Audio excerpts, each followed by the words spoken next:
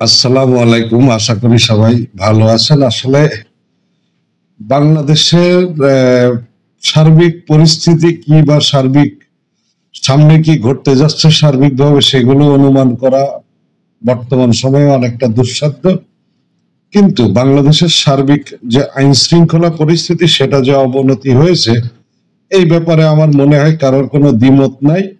বাংলাদেশের চুরি, ডাকাতি, লুটপাট, জবরদখল এইগুলো চলছে। এর মধ্যে আজকে একেবারে বিবিসি বাংলা একটা নিউজ প্রকাশ করেছে এবং যেটা একেবারে লোমহর্ষক ঘটনা, যে ডাকাতি চলাকালীন সেই ডাকাতি তো করেছে, সেই বাসে যারা মহিলা যাত্রী ছিল তাদেরকে ধর্ষণ পর্যন্ত করা হয়েছে।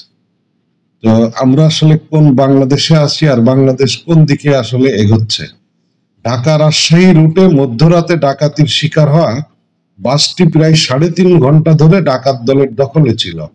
এ সময় নারী যাত্রীদের শ্লীলতাহানি সহ ধর্ষণের মতো ঘটনা ঘটেছে বলে জানাচ্ছেন বাসটিতে থাকা যাত্রীরা। এই ঘটনায় যাত্রীদের অভিযোগের ভিত্তিতে নাটোর পুলিশ ইতিমধ্যে ওই বাসের চালকের সহকারী ও সুপারভাইজারকে আটক করে আদালতে সোপর্দ করেছেন। গত সোমবার 17 ফেব্রুয়ারি রাত্রে যেসব যাত্রী বাসটিতে ছিলেন তাদের মধ্যে 2 জনের সাথে কথা বলেছে বিবিসি বাংলা। তারা অভিযোগ করেছেন বাসটিতে অন্তত একজনকে ধর্ষণ করা হয়েছে সেই রাতে। যেহেতু বাসটি চলমান অবস্থায় ছিল তাই এই ঘটনায় একাধিক স্থানের নাম উঠে আসছে। সেগুলোর মাঝে উল্লেখযোগ্য হলো নাটোরের বড়াইগ্রাম ও টাঙ্গাইলের মির্জাপুর থানা। ওই 2 থানার পুলিশেরই ভাষ্য সেই রাতে ধর্ষণের ঘটনা ঘটেছে এমন তথ্য তারা জানে না। তারা বিবিসিকে জানিয়েছেন এই ঘটনায় এখন পর্যন্ত কোনো মামলা দায়ের হয়নি। যাত্রীদের বর্ণনায় সেই রাত 22 বছর বয়সী সোহাগ হাসান পেশায় ব্যবসায়ী, তার বাড়ি বড়াইগ্রামেই। ব্যবসার কাজে ওই গ্রামেরই ওমর আলী এবং তিনি একসাথে ঢাকায় গিয়েছিলেন। সেদিন কাজ শেষ করতে দেরি হয়ে গেলে তাড়াহুড়ো করে তারা ওই বাসে উঠে পড়েন।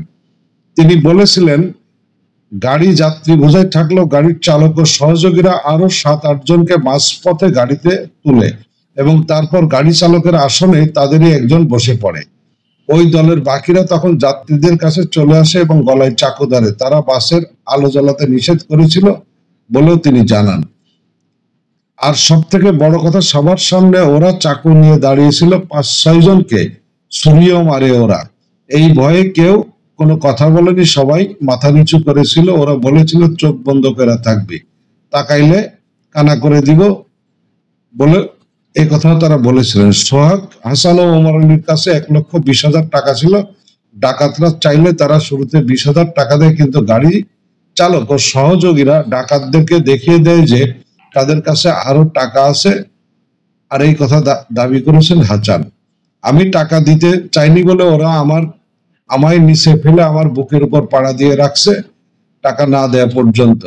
আর ওরা বাস থেকে না নামা পর্যন্ত আমাকে নিচেই রাখা হয়েছিল। এ সময় তারা কথা বলতে পারছিল না, মাথা উঁচু করতে পারছিল না, চোখ খুলতে পারছিলেন না। শুধু বাসের 2 নারী যাত্রীর চিৎকার আর কান্নার আওয়াজ শুনেছিলেন। ওই 2 জনের সিট ছিল বাসের মাঝামাঝি। তাদের মাঝে যিনি হিন্দু, তার সাথে তার স্বামীও ছিলেন। ডাকাতরা প্রথমে ওই নারীর কাছে যা ছিল সব নিয়ে নেয়। এরপর চিকন করে একজন ছেলে আমার সামনে ওই মহিলাকে টানতে টানতে জোর করে পিছনের সিটে নিয়ে চলে যায়। ওর স্বামী বাধা দিতে গেলে স্বামীকে অনেক মারধর করে, বলেন সোহাগ হাসান। এরা যে পরিমাণ উনি ধর্ষণের শিকার হয়েছেন, পিছে নিয়ে গেলে উনি অনেক চিৎকার করছিল, ওদিকে আমাদের যেতে দিচ্ছিল না। আমরা শুধু চিৎকারের আওয়াজ পাচ্ছিলাম, জোরে জোরে কাঁদতেছিল, কিন্তু ওইখানে আমাদের কারোরই কিছু করার ছিল না। একটু থেমে তিনি বলেন ধর্ষণ না করলে কেউ এরকম চিৎকার করবে না। গুড় ব্যবসায়ী 73 বছর বয়সী মজনু আকন্দ সেদিন ওই বাসে ছিলেন। তিনিও বলেন ওই রাতে আমরা যে চিল্লাচিল্লি শুনেছে তাতে মা বোনের ইজ্জতের, গাড়ির ভেতরে আমাদের কোনো ভাষা ছিল না, ওনাদের মান সম্মানের ক্ষতি করেছে, ধস্তাধস্তি করেছে। তিনি বলেছিলেন যে সবচেয়ে বেশি নির্যাতনের শিকার হয়েছেন 2 জন নারী। একজনের বয়স ছিল আনুমানিক 20 বছর, আর একজনের ছিল 25 থেকে 30 বছর। ওই 2 নারী থানায় ধর্ষণের অভিযোগ করেছে কিনা জানি না। উল্লেখ করে তিনি বলেন গাড়ির গাড়ির মাঝে দুইজন যে নির্যাতিত হয়েছে সেটা আমরা জানি। দ্বিতীয় যে নারীর কথা বলা হচ্ছে তার বিষয়ে সোহাগ হাসান বলেন আরেকজন মহিলা 25 থেকে 30 বছর বয়স হবে, ওনার সবকিছুই নিয়ে নিছে। উনি আমাদের 2 সিট সামনে ছিল, আমাদের তাকাইতে দিচ্ছিল না, ওনার গায়ের বিভিন্ন জায়গায় হাত দিচ্ছিল। আমরা যখন বারবার প্রতিবাদ করতে যাচ্ছি তখন আমাদের মারতে চেষ্টা করে। পেছনে শুধু হিন্দু মেয়েটাকে নিয়ে যায় আর ওনার সাথে সিটের ওইখানে বসে জোর জবরদস্তি করে। এই ঘটনার সূত্রপাত হয় যেভাবে, পুলিশ এবং ইউনিক রোড রয়্যালস পরিবহনের সেই বাসের যাত্রীদের সাথে কথা বলে জানা যায় গত 17 ফেব্রুয়ারি আনুমানিক 11:30টার সময় রাত বাসটি গাবতলী থেকে ছেড়ে আসে।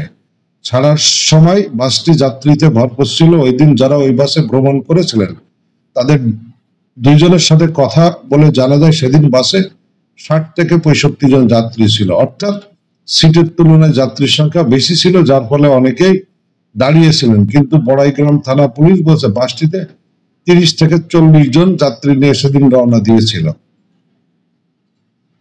তো একটা এই যে কি বলে ব্যাপার, এবং ওইখানে বাসে যারা ছিল সেই বাসের সাথে যে পুলিশ কর্মকর্তারা ছিল তাদের যে কথার গড়মিল অমিল এই বিবিসির আসলে প্রতিবেদনে উঠে এসেছে।